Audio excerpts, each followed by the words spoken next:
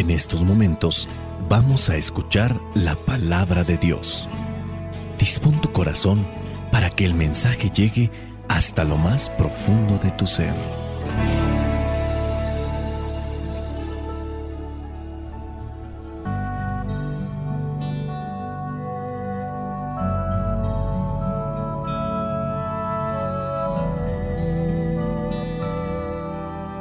Vamos a tratar de reflexionar lo que son las lecturas a este domingo de la Ascensión del Señor. Estamos en el ciclo C. La primera lectura es del libro de los Hechos de los Apóstoles, capítulo 1, versículos del 1 al 11. Dice así: En mi primer libro, excelentísimo Teófilo, escribí acerca de todo lo que Jesús había hecho y enseñado desde el principio y hasta el día en que subió al cielo. Antes de irse, por medio del Espíritu Santo, dio instrucciones a los apóstoles que había escogido respecto a lo que debían hacer, y después de muerto, se les presentó en persona, dándoles así claras pruebas de que estaba vivo. Durante 40 días se dejó ver de ellos y les estuvo hablando del reino de Dios. Cuando todavía estaba con los apóstoles, Jesús les advirtió que no debían irse de Jerusalén. Les dijo: esperen a que se cumpla la promesa que mi Padre les hizo, de la cual yo les hablé. Es cierto que Juan bautizó con agua, pero dentro de pocos días ustedes serán bautizados con el Espíritu Santo. Los que estaban reunidos con Jesús le preguntaron: Señor, ¿vas a restablecer en este momento el reino de Israel? Jesús les contestó: no les corresponde a ustedes conocer el día o el momento que el Padre ha fijado con su propia autoridad, pero cuando el Espíritu Santo venga sobre ustedes, recibirán poder y saldrán a dar testimonio de mí en Jerusalén, en toda la región de Judea y de Samaria, y hasta en las partes más lejanas de la tierra. Dicho esto, mientras ellos lo estaban mirando, Jesús fue levantado y una nube lo envolvió y no lo volvieron a ver. Y mientras miraban fijamente al cielo, viendo cómo Jesús se alejaba, 2 hombres vestidos de blanco se aparecieron junto a ellos y les dijeron: Galileos, ¿por qué se han quedado mirando al cielo? Este mismo Jesús que estuvo entre ustedes y que ha sido llevado al cielo, vendrá otra vez de la misma manera que lo han visto irse allá. Palabra de Dios, te alabamos, Señor. Lucas, aquel que escribió el Evangelio de Lucas, es el mismo que está escribiendo también lo que viene a ser el libro de los Hechos de los Apóstoles. Y ahora se dedica a narrar todo lo que es concerniente a la iglesia primitiva, digamos, a la iglesia naciente, todo lo que están realizando, lo que son los apóstoles, en este caso Pablo y compañía, pero también está dando a conocer un contexto. Él está explicando lo que ha sucedido y cómo es que comienza todo a partir de esos 40 días que permanece Jesucristo después de la resurrección y que promete que va a enviar el Paráclito. Son 40 días en los que se da la ascensión. En algunos lugares la iglesia tiene a bien de trasladar lo que vendría a ser el día de la ascensión, que corresponde al jueves pasado, a llevarlo al día domingo. Hablamos del número 40, en 40 días que estuvo Jesucristo entre los apóstoles, dándoles instrucciones, comiendo con ellos, y viene el momento en el que asciende, que es lo que se describe ahora en este pasaje de los Hechos de los Apóstoles. Asciende, Jesucristo sube al cielo y se quedan los apóstoles mirando ahí. Vienen estas 2 personas y les dice: miren, ya dejen de mirar, así como lo han visto subir, también bajará en su momento. ¿Cuándo será? Pues solamente Dios Padre lo sabe. Pero teniendo presente estos 40 días que ustedes y ya otras veces hemos explicado sobre el número 40, viene a ser también un tiempo de purificación, de preparación. Jesucristo está queriendo dar por decirlo así, sus últimas indicaciones a los apóstoles. Quiere prepararlos bien para lo que acontece sobre ellos y les dice por último, vayan a Jerusalén, ahí yo voy a enviar al Paráclito, al Defensor. Jesucristo tiene una iglesia. Para muchos que son ciegos o que no quieren reflexionar sobre esto, no se dan cuenta que tiene un grupo al cual está instruyendo. Este grupo está formado por 12, aquellos 12 que vienen a ser los representativos del pueblo de Dios. Dios en el Antiguo Testamento había tomado a estas 12 tribus, ahora son 12 apóstoles, uno de ellos se suicida, después los apóstoles van a tener que elegir a alguien que reemplace a este que se suicidó. Estos tendrán que trabajar, tendrán que esforzarse, tendrán que alimentarse. A partir de ese día 40 se reúnen en Jerusalén y vendrá el Espíritu Santo en Pentecostés. Otras veces ya les hemos aclarado con respecto a las novenas que se tienen en la iglesia. Tú sabes que son 9 días de oración, de preparación. En ocasiones son 9 días posteriores, después de un acontecimiento. Puede ser, por ejemplo, cuando falleció una persona y se rezan 9 días después. Pero en muchos de los casos está como preparación estos 9 días. De hecho, hay una novena al Espíritu Santo que vendría a ser representativo de esos 9 días que estuvieron los apóstoles reunidos ahí en Jerusalén esperando al Espíritu Santo. ¿Qué estarían haciendo esos apóstoles? Jugando matatena, jugando rayuela, estarían jugando videojuegos. Obviamente no, si estaban reunidos era reflexionando sobre las enseñanzas de Jesús, pero también haciendo oración. De ahí reflexiona la iglesia y parte para proponer 9 días de oración. Así nacen las novenas.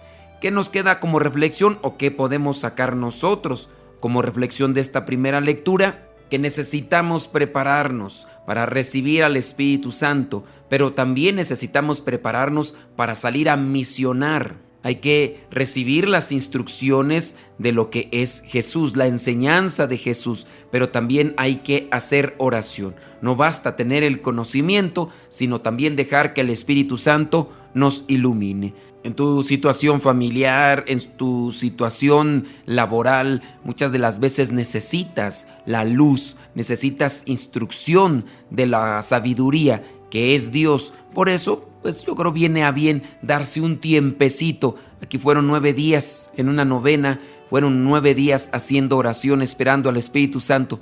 ¿Por qué no así como planeas irte de vacaciones con tu familia? ¿Por qué no planeas también darte un tiempo para ti y Dios, buscando un tiempo de reflexión, un tiempo de oración? Yo te lo dejo como recomendación. Yo como religioso sí tengo esos espacios al año, por lo menos 5 días al año en los que me dedico a reflexionar, a orar y a pensar sobre las cosas de Dios y sobre las cosas que tengo que hacer para cumplir con la voluntad de Dios. Vayamos a la segunda lectura, que corresponde a la carta a los Hebreos capítulo 9, versículos del 24 al 28, y del capítulo 10 vamos a tomar el versículos del 19 al 23. Dice así: porque Cristo no entró en aquel santuario hecho por los hombres, que era solamente una figura del santuario verdadero, sino que entró en el cielo mismo, donde ahora se presenta delante de Dios para rogar en nuestro favor. Y no entró para ofrecer en sacrificio muchas veces, como hace cada año todo sumo sacerdote, que entra en el santuario para ofrecer sangre ajena. Si ese fuera el caso, Cristo habría tenido que morir muchas veces desde la creación del mundo. Pero el hecho es que ahora, en el final de los tiempos, Cristo ha aparecido una sola vez y para siempre, ofreciéndose a sí mismo en sacrificio para quitar el pecado. Y así, como todos han de morir una sola vez y después vendrá el juicio, así también Cristo ha sido ofrecido en sacrificio una sola vez para quitar los pecados de muchos. Después aparecerá por segunda vez, ya no en relación con el pecado, sino para salvar a los que lo esperan. capítulo 10, versículos del 19 al 23. Dice así: Hermanos, ahora podemos entrar con toda libertad en el santuario gracias a la sangre de Jesús, siguiendo el nuevo camino de vida que Él nos abrió a través del velo, es decir, a través de su propio cuerpo. Tenemos un gran sacerdote al frente de la casa de Dios. Por eso, acerquémonos a Dios con corazón sincero y con una fe completamente segura, limpios nuestros corazones de mala conciencia y lavados nuestros cuerpos con agua pura. Mantengámonos firmes sin dudar en la esperanza de la fe que profesamos, porque Dios cumplirá la promesa que nos ha hecho. Palabra de Dios, te alabamos, Señor. Nuevamente en esta lectura encontramos un contexto de lo que es el sacrificio de Cristo, tomando como ejemplo lo que hacían los sacerdotes en el Antiguo Testamento y cómo ellos ofrecían algo para bien de su pueblo, pero ahora ya nos está ofreciendo lo que son aquellas víctimas, aquellos animales que se ofrecían como holocausto. Ahora Jesucristo, el Hijo de Dios mismo, se está ofreciendo Él mismo para la salvación de todos. Quizá para muchos de nosotros en algún momento es incomprensible un sacrificio como ofrenda. A lo mejor igual no entendemos lo que es la ofrenda como tal, ofrecerse, o en su caso el ofrecer un sacrificio como se hacía con los animales. Pero ¿por qué se tiene que hacer eso? ¿Para qué se tiene que hacer eso? ¿Habría necesidad de que Jesús se ofreciera en la cruz para salvación de todos? Jesús, el Hijo de Dios, no solamente nos enseña el camino que nos lleva a la salvación, nos enseña también que hay que cumplir con la voluntad del Padre, no tanto porque Dios Padre hubiera querido que mataran a su Hijo, pero su Hijo quiere cumplir con la voluntad de Dios, ofreciéndose Él mismo, dándonos a conocer que tenemos que sacrificarnos, ofrecernos a Dios hasta el límite. No debe de anteponerse cuestiones personales u otras cosas como tal, sino cumple con la voluntad de Dios hasta el extremo. Jesucristo nos enseña esto, el ofrecerse como víctima. Nosotros, teniendo presente que este sacrificio nos da la salvación por el mismo sacrificio en la cruz, pero también como enseñanza. Porque no es solamente, Cristo ya murió en la cruz, se ofreció por nosotros y yo ya soy salvo como tal. Pues no tanto así, porque nosotros tenemos que trabajar para alcanzar eso. Hablando propiamente de lo que es el cumplimiento de la voluntad de Dios. Cristo nos abrió la puerta de la eternidad, del paraíso, pero a nosotros nos toca avanzar por ese camino para llegar hasta la entrada. Y en muchas de las veces ya no queremos caminar, ya no queremos luchar, ya no queremos sacrificarnos, ya no queremos entregarnos al trajín de las preocupaciones, de las obligaciones, de los compromisos, de las dificultades. Pero cargar con eso y no dejar de caminar nos da la seguridad de alcanzar la vida eterna. En el versículo 19 del capítulo 10 de esta carta a los Hebreos dice: ahora podemos entrar con libertad en el santuario, gracias a la sangre de Jesús, siguiendo el nuevo camino de vida que Él nos abrió a través del velo, es decir, a través de su propio cuerpo. Tenemos un gran sacerdote al frente de la casa de Dios. Por eso, acerquémonos a Dios con un corazón sincero y con una fe completamente segura, limpios de nuestros corazones de mala conciencia y lavados nuestros cuerpos con agua pura. Por eso tan importante poder estar todos los días con un corazón limpio, con una conciencia limpia ante Dios, y más en la Santa Misa, que podamos recibir el cuerpo de Cristo limpios y purificados de todo tipo de contaminación o de insidia del enemigo. Nosotros incluso adquirimos una purificación con el acto de contrición. Por eso tan importante llegar antes de que inicie la misa, porque hay gente que pareciera ser como que ha hecho un voto o una promesa de llegar ya cuando esté el evangelio, la homilía, o Si se toca la campana de la iglesia, la tercera llamada es para que salgas apenas de tu casa y no es válido. Entonces, el acto de contrición viene a ayudarnos a tener esa purificación de los pecados veniales. Y qué mejor que llegar con tiempo, hacer una oración, disponerse en silencio para saborear la misa y recibir todas aquellas gracias espirituales que Dios nos concede. Vayamos ahora al Evangelio. Corresponde a Lucas capítulo 24, versículos del 46 al 53. Dice así: y les dijo: está escrito que el Mesías tenía que morir y resucitar al tercer día, y que en su nombre se anunciará a todas las naciones que se vuelvan a Dios para que Él les perdone sus pecados, comenzando desde Jerusalén. Ustedes deben dar testimonio de estas cosas, y yo enviaré sobre ustedes lo que mi Padre prometió. Pero ustedes quédense aquí en la ciudad de Jerusalén hasta que reciban el poder que viene del cielo.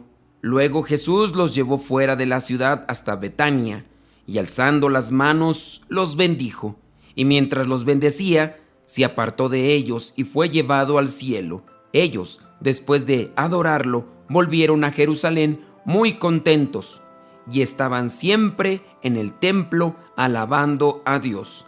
Palabra de Dios, te alabamos, Señor. Algo que ya hemos venido anunciando se vuelve a presentar aquí en el Evangelio. Las últimas instrucciones de Jesús a sus discípulos: tienen que anunciar, pero tendrán que recibir el Espíritu Santo, tienen que dar testimonio de estas cosas y hay que anunciarlo a todas las naciones, y que estas naciones, al conocer el mensaje de Cristo, se vuelvan a Dios.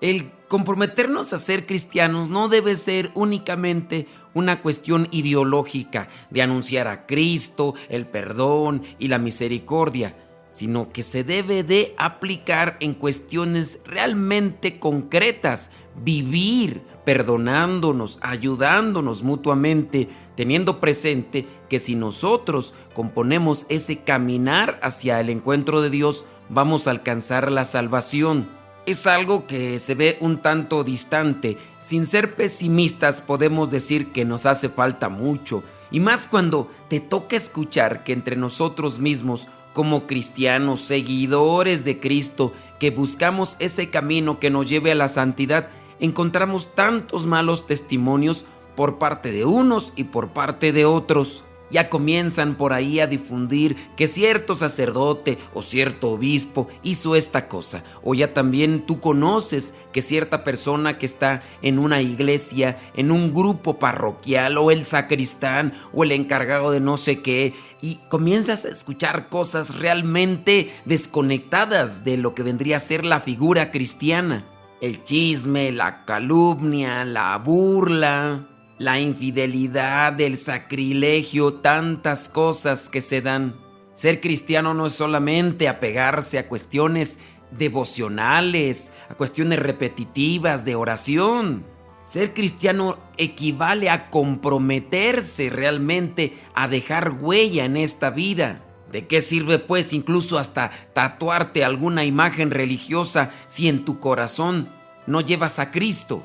No llevas el amor, no llevas la caridad, no llevas la justicia. Pero de igual manera, ¿cómo vamos realmente a comprometernos con un testimonio cristiano si en ocasiones hay compromisos meramente externos, pero no hay compromisos de conectar el corazón con Dios? Se sabe de aquellos que son muy buenos para organizar fiestas patronales, fiestas parroquiales. Se esmeran y buscan tener la fiesta más portentosa en la iglesia. Eso sí, no se da ni un tiempo para la oración, menos para los sacramentos. Cristianos de pantalla ya quemaron una gran cantidad en juegos pirotécnicos, pensando que van a recibir de Dios el aplauso o van a recibir el ticket de entrada directo al cielo solamente porque se gastaron tanta cantidad en cosas realmente superfluas, incluso hasta contaminantes para el medio ambiente. Tantos animalitos, como en el caso de los perros, escondiéndose, incluso algunos de ellos muriendo de infarto por los ruidos portentosos de los cohetes que explotan. Y qué decir de nuestro ambiente, del aire, todo contaminado por la pólvora.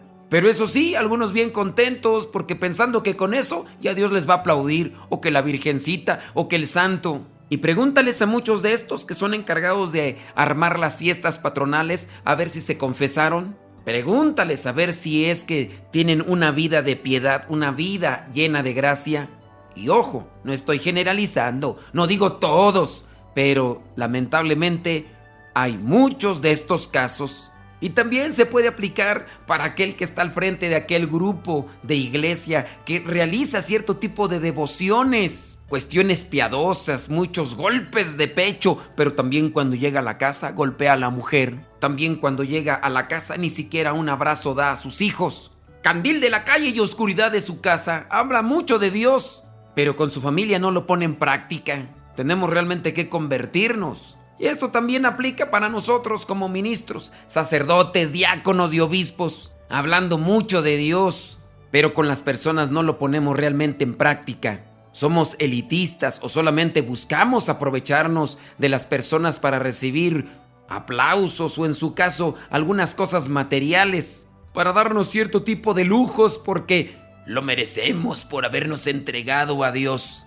En una reunión que acaban de tener los hermanos con lo que vendrían a ser algunos medios de comunicación católicos, algunos de ellos presentaban la queja que muchos sacerdotes y obispos no quieren hablar ante los medios de comunicación, ni siquiera católicos, menos en este caso seculares. Sí, hablan ante el micrófono cuando están en la misa. Algunas cosas muy teóricas, muy elevadas, nada prácticas, quizá muy teológicas, quizá muy elevadas, pero ya dentro de lo que vendría a ser el terreno humano, el terreno familiar, el terreno parroquial, el terreno laboral, simplemente no se insertan. Homilías exquisitas, magnas conferencias para los estudiantes de teología, pero para la gente que en muchos de los casos no tiene los conocimientos ni bíblicos ni teológicos, simplemente queda como algo muy bonito, pero no me sirve para poderme enganchar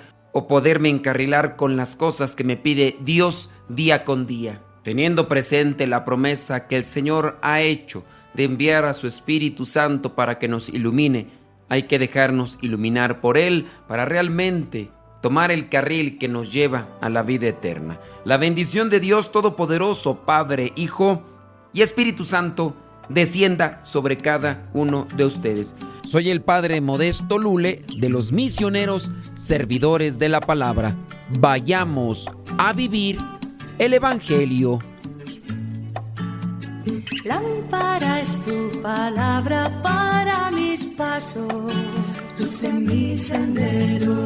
Lámpara es tu palabra para mis pasos, luz en mi sendero. Luz, tu palabra es la luz. Luz, tu palabra es la luz. Yo guardaré tus justos mandamientos. Señor, dame vida según tu promesa. Lámpara es tu palabra para mis pasos, luz en mi sendero. Lámpara es tu palabra para mis pasos, luz en mi sendero. Luz, tu palabra es la luz. Luz, tu palabra es la luz. Mi vida, Señor, está siempre en peligro. Señor, sal al camino e invítanos de nuevo a trabajar en tu viña. Señor, sal al camino e invítanos de nuevo a trabajar en tu viña. No importa a qué hora, no importa a qué precio, nuestra paga eres tú y tu reino, y tu reino. Los primeros serán últimos los últimos serán primeros. Señor, sal al camino e invítanos de nuevo a trabajar en tu viña. Señor, sal al camino e invítanos de nuevo a trabajar en tu viña. No importa a qué hora, no importa a qué precio,